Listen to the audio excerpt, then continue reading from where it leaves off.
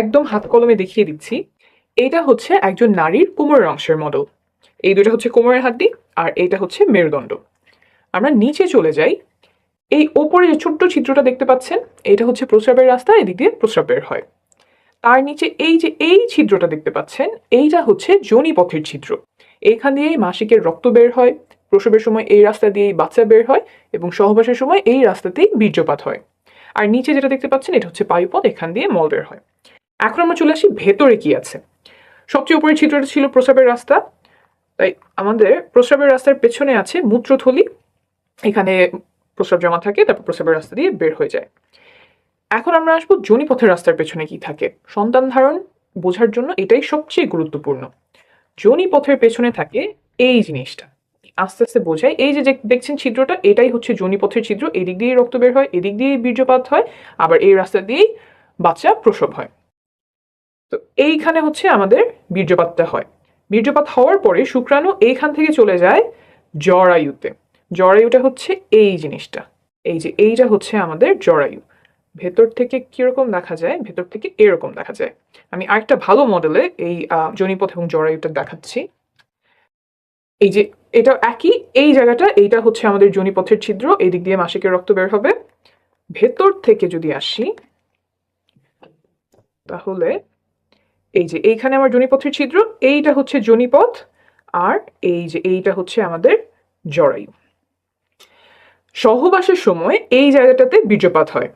এইখান থেকে শুক্রাণু জরায়ুর মুখ এই পর্যন্ত পৌঁছাতে লাগে মাত্র কয়েক সেকেন্ড। এখন অনেকে আমাকে প্রশ্ন করেন যে সহবাসের পরে কতক্ষণ চিত হয়ে শুয়ে থাকতে হবে, পা উঁচু করে কতক্ষণ রাখতে হবে, কোমরের নিচে কয়টা বালিশ দিতে হবে, বা শুনেছি অমুক অবস্থানে সহবাস করতে হবে, কিন্তু ওই অবস্থানটা আমার কষ্টদায়ক হয়।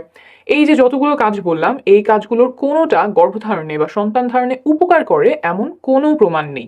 তাই এগুলোতে যদি আপনার কষ্ট হয়, তাহলে এগুলো করার কোনো প্রয়োজন নাই।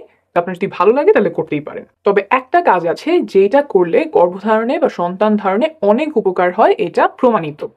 সেটা হলো সঠিক সময়ে সহবাস করা। সঠিক সময় বলতে এই যে এখানে যে বীর্যপাতটা হলো, তারপর শুক্রাণুর কিন্তু অনেক দূর পর্যন্ত যেতে হবে। শুধুমাত্র জরায়ুতে গেলেই হবে না, জরায়ুর পরেও আরো রাস্তা আছে, সেটা আমি দেখাচ্ছি। এই যোনিপথ পার হয়ে জরায়ু পার হয়ে নালী পর্যন্ত আসতে হয়। এই যে জরায়ুর দুই পাশে যে জিনিসটা দেখছেন, এইটাই ডিম্বাশয়। এইখানে ডিম্বাণু থাকে, তারপর ডিম ফুটে বের হয়ে নালীতে আসে।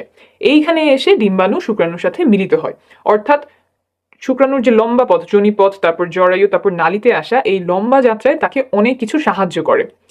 যোনিপথের যে স্রাব আছে, জরায়ুর যে স্রাব আছে, তারপর সংকোচন প্রসারণ, এই সব মিলে শুক্রাণুর পথটাকে সুগম করে। কিন্তু এই সুগম করার কাজ সে মাসের একটা নির্দিষ্ট সময়েই করে, যেটাকে আমরা বলি ফার্টাইল টাইম। অন্য সময়গুলোতে এই স্রাবগুলো শুক্রাণুর জন্য সহায়ক না, দরজাগুলো বন্ধ করে দেয় যাতে শুক্রাণু জায়গা মতো পৌঁছাতে পারে না। তাই এই ফার্টাইল টাইম বা সঠিক সময়, সহবাসের সঠিক সময় জানাটা খুব গুরুত্বপূর্ণ।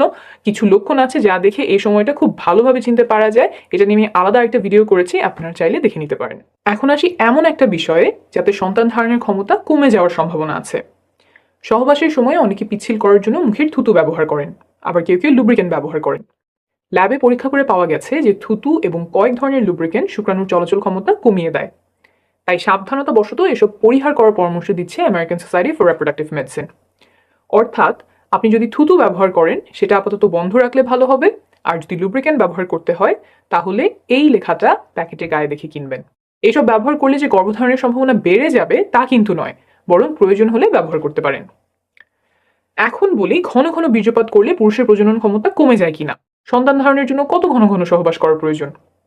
একটা গবেষণায় দেখা গেছে যে প্রতিদিন সহবাস করলে সফল হওয়ার সম্ভাবনা সবচেয়ে বেশি থাকে, 37%। একদিন পর পর সহবাস করলেও সফলতার সম্ভাবনা কাছাকাছি থাকে, 33%। কিন্তু যদি সপ্তাহে একবার সহবাস করা হয়, তখন সম্ভাবনা নেমে আসে মাত্র 15%। অর্থাৎ ঘন ঘন সহবাসে সফলতার সম্ভাবনা বাড়ে। প্রতিদিন বা একদিন পর পর চেষ্টা করলে সর্বোচ্চ সম্ভাবনা থাকে। অনেকের একটা ভুল ধারণা আছে যে ঘন ঘন বীর্যপাত করলে পুরুষের প্রজনন ক্ষমতা কমে যায়।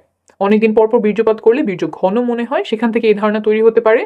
তবে প্রায় 10,000 বীর্যের স্যাম্পল নিয়ে করা একটা বড় গবেষণায় দেখা গেছে যে প্রতিদিন বীর্যপাতেও শুক্রাণুর সংখ্যা স্বাভাবিক থাকে। আমি নিচে রেফারেন্স দিয়ে দিব, আপনি নিজেই চেক করে নিতে পারবেন। মোট কথা, প্রতিদিন বা একদিন পর পর চেষ্টা করলে সর্বোচ্চ সম্ভাবনা থাকে। আর যদি ফার্টাইল উইন্ডো বা গর্ভধারণের সবচেয়ে সম্ভাবনাময় সময়টা খুঁজে বের করে তখন ঘন ঘন চেষ্টা করা যায়, তাহলে আরো ভালো। তবে সবার পক্ষে সব শিডিউল মেনে চেষ্টা করা সম্ভব নয়, অনেকের জন্য সেটা উপযুক্তও হবে না। আপনি নির্ভরযোগ্য তথ্যগুলো জেনে রাখলেন, তারপর আপনার পরিস্থিতি অনুযায়ী যেটা ভালো হয় আপনি সেভাবেই সিদ্ধান্ত নেবেন। আপনি যখন বাচ্চা নেওয়ার চেষ্টা করছেন তখন মা ও শিশু সুস্বাস্থ্যের জন্য কিছু নিয়ম মানা আবশ্যক, যেমন ফলিক অ্যাসিড খাওয়া, যাতে করে বাচ্চার ব্রেন আর মেরুদণ্ডে জন্মগত ত্রুটি হওয়ার ঝুঁকি কমে যায়। এসব আমি আরেকটা ভিডিওতে সহজে বুঝিয়েছি, প্রয়োজন হলে সেই ভিডিওটি দেখে নেবেন। ভালো থাকবেন, সুস্থ